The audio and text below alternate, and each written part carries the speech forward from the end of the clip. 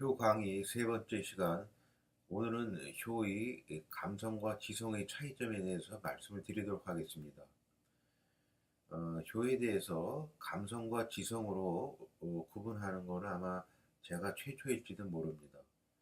그런데 왜 그런 생각을 하게 됐냐면은 사실 어머니 공부에 있어서 제목이 어머니하고 공부, 이건 상당히 별로 연관성이 없어 보이는데 굳이 공부를 붙이는 거에는 상당히 혁명적인 생각이 담겨 있을 수도 있습니다. 이제까지는 효자는 그냥 뭐 타고난 줄 알았는데 공부를 하면 누구나 효자가 될 수 있다, 효녀가 될 수 있다는 생각은 일반적인 생각하고 약간 거리감이 있기 때문입니다. 그럼 공부를 하려면 어떻게 해야 되느냐? 감성보다는 지성을 위주로 사용을 해야 된다. 이런 것이 주요 내용이 되겠습니다. 그렇기 때문에 감성과 지성을 효에 있어서 구분할 필요가 있는데요. 효의 감성이라는 건 예를 들면 어떤 걸 말하냐면은 제가 이제 어머니가 치매에 걸리셨을 때 이제 뭐 어떻게 즐거움을 드릴 게 없을까 고민을 하다가 이제 동숭동에서 연극을 자주 보러 가게 됐어요. 왜냐하면 무대에 있는 사람들이 연극을 하는 건지 실제로 나와서 하는 건지 잘 구분이 안 되면서도 이제 즐거워하시는 것 같아서요. 그런데 이제 그 연극 중에는 이제 효를 주제로 한 내용들이 있는데 그게 주로 어떤 내용이냐면은 관객은 주로 이제 중년 여성들이 많고 이제 친정 어머니들이 이제 고생 끝에 돌아가신 내용을 갖다 해서 이제 공연 중에 이제 결국 눈물바다를 만들게 하고 뭐 그런 내용이 이제 되게 주를 이뤘는데 어떤 뭐 예술 작품이라기보다는 어떤 좀 상투적인 내용들이 많았어요. 제가 보기에는. 그러니까 이제 공연 중에는 막 서로 뭐 눈물을 흘리면서 공감을 흘리고 우리 자식들은 모두 뭐 불효자예요 이런 식으로 이제 감성 위주로 이렇게 서로 공감을 느끼다가 또 뭐 연극이 끝나면은 이제 뭐 아무런 일도 없었다는 듯이 이제 귀가하는 그런 모습들을 제가 보면서 야, 과연 효를 이런 방식으로 이해하는 것이 과연 진정으로 효에 접근하는 방법일까 하는 의문도 갖게 되었습니다.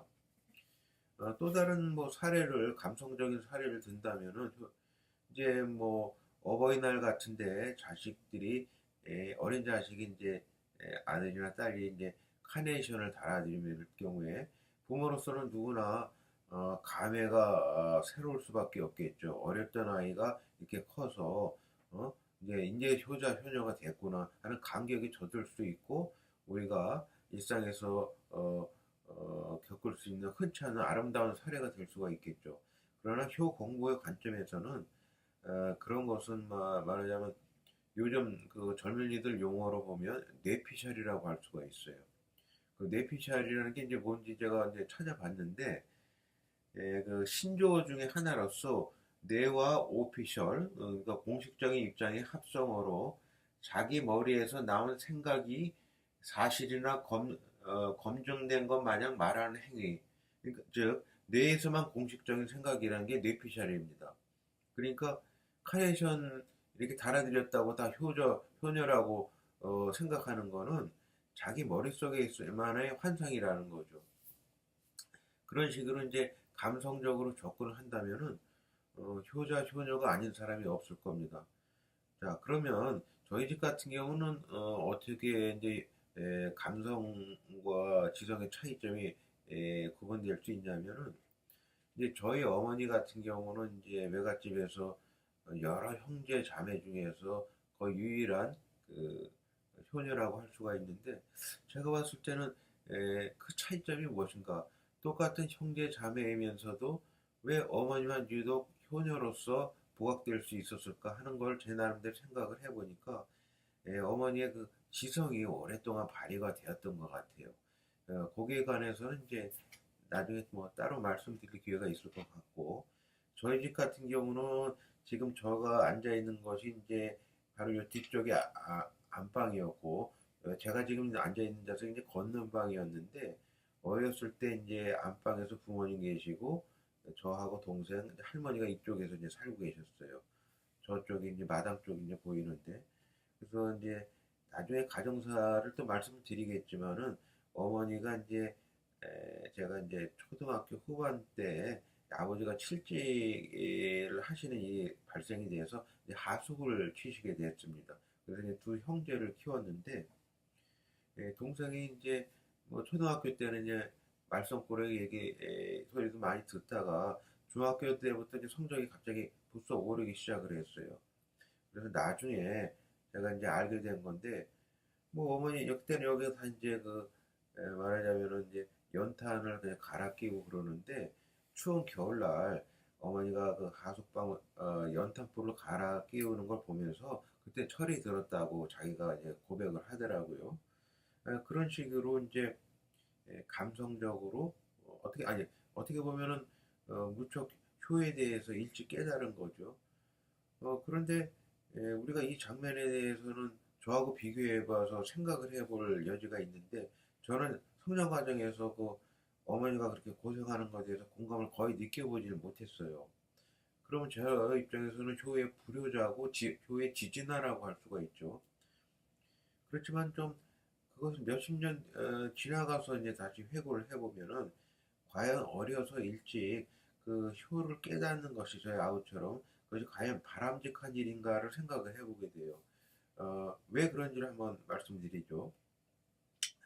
이제 어린 사람이 큰 사람을 이해하려면은 사실 이거는 앞뒤가 좀 맞지가 않습니다.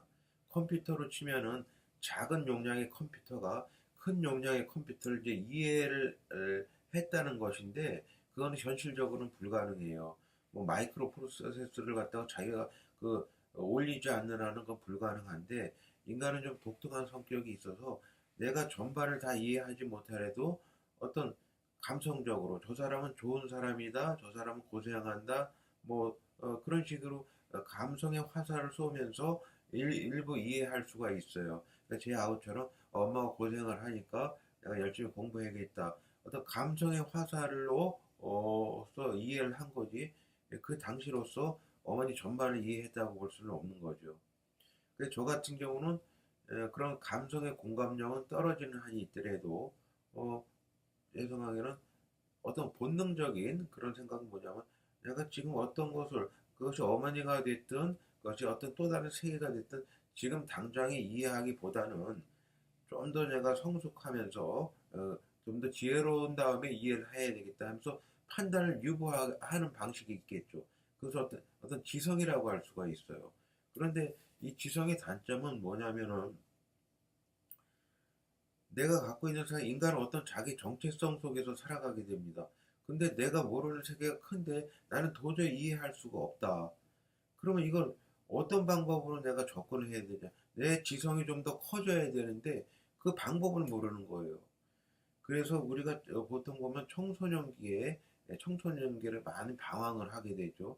그것은 말하자면 제 식으로 말하면 나보다 세계가 훨씬 큰데 내가 세계를 이해하는 방법은 없고 그러다 보니까 내가 좀 더 잘할 때까지 방황을 할 수밖에 없는 거죠. 그런데 어떤 사람에 따라서는 그 방황이 청소년기에만 한정되지 않고 인생 전체를 가서 길게 방황이 되는 경우가 있어요. 그런 경우를 자기가 잘 활용을 할 경우는 학자가 될 수가 있고 철학자가 될 수도 있고 그런 것인데 저 같은 경우는 좀 길게 봤을 때는 그것을 효를 제 나름대로 깨달아가면서 인생의 의미를 알아가는 과정이 아니었냐. 그래서 결과적으로서 어, 부모를 이해하는 과정에 이르게 되지 않았냐 생각이 듭니다. 그래서 저는 제가 생각하는 효는 뭐냐면은 그러죠. 뭐 입신양명을 해가지고 빨리 출세를 해서 뭐 부모를 기쁘게 해드리는 것도 하나의 효의 방식이겠지만은 제가 생각하는 거는 그러한 지성을 꾸준히 인생 전반에 걸쳐서 발휘를 해서 비록 혼동의 기간은 길었다 하더라도 나중에 가서는 부모도 어머니도 모르는 어머니, 아버지도 모르는 아버지의 세계를 제가 제 나름대로 깨달았을 때, 이것은 제 나름대로의 그 효라고 생각을 하게 되었습니다. 그러니까 우리가 일상적으로 쉽게 생각하는 감성적인 효와 달리 제가 나름대로 효에 대한 공부형 과정이라는 것은 그런 지성을 계속적으로 발휘하는 방법, 비록 인생은 어느 정도 방황은 불가피했지만 그런 방식을 통해서 나름대로 깨달았다가는 과정이 있기 때문에 그런 위주로 이제 설명을 하다 보니까 효의 감성과 지성 이렇게 분리할 수밖에 없게 된 것 같습니다. 오늘 강의는 여기까지 말씀드리겠습니다. 경청해 주셔서 감사드립니다.